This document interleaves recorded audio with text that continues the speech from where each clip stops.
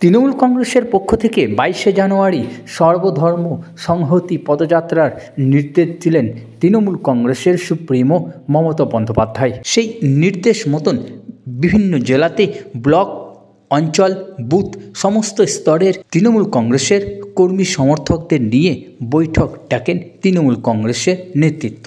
পশ্চিম বর্ধমান জেলার বনকাটি অঞ্চলে কাঁকসা ব্লকের সদ্য নির্বাচিত হওয়া ব্লক সভাপতি নবকুমার সামন্ত এসে উপস্থিত হন বনকাটি গ্রাম পঞ্চায়েতের সামনের মাঠে। সেখানে সংহতি পদযাত্রা নিয়ে কথা বলেন কর্মী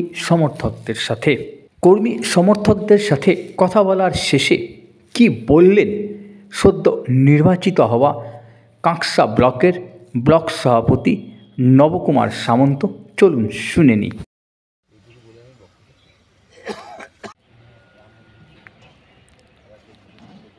তিনটে বাসে করে লোক এখান ধরে নেই,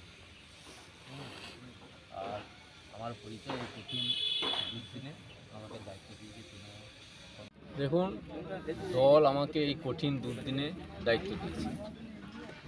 আমাদের লক্ষ্যই হচ্ছে যে কেন্দ্রে বিজেপি সরকার রয়েছে, সেই বিজেপি সরকারের উদ্দেশ্যই হচ্ছে যে ধর্মীয় ভাবাবেগে সুরসুরি দিয়ে আজকে পশ্চিমবাংলার মানুষকে, সারা ভারতবর্ষের মানুষকে বিজেপি জানে যে আমি সামনে লোকসভা নির্বাচনে 24শে যে লোকসভা নির্বাচন আসছে, সেই লোকসভা নির্বাচনে পরাজয় অবশ্যম্ভাবী।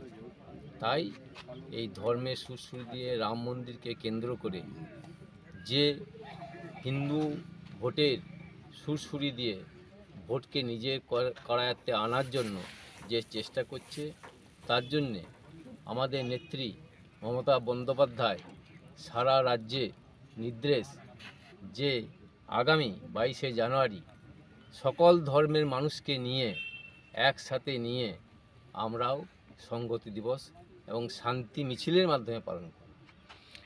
এই মিছিলে আমাদের যে ধর্মীয় সব গুরুরা আছে তাদেরকে সামনে রেখে আমাদের এই মিছিল।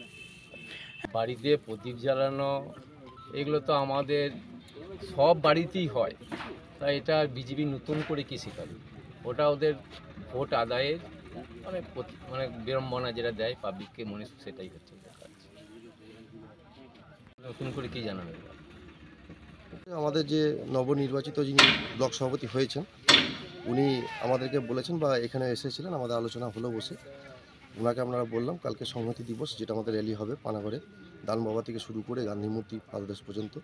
সেখানে আমরা বনকাটি অঞ্চল থেকে আমাদের প্রায় 1000-এর উপর লোক আমরা ওই মিছিলে অংশগ্রহণ করব। হ্যাঁ, এবং আমাদের যাতায়াতের ব্যাপারে বাস থাকবে, সেই বাস নিয়ে আমরা সব যাবো। সেই আলোচনায় কতগুলো বাস আপনারা এখান থেকে? আমাদের এখান থেকে প্রায় 12 থেকে 13টা বাস হচ্ছে এবং ছোটো গাড়ির সঙ্গে থাকছে আরও।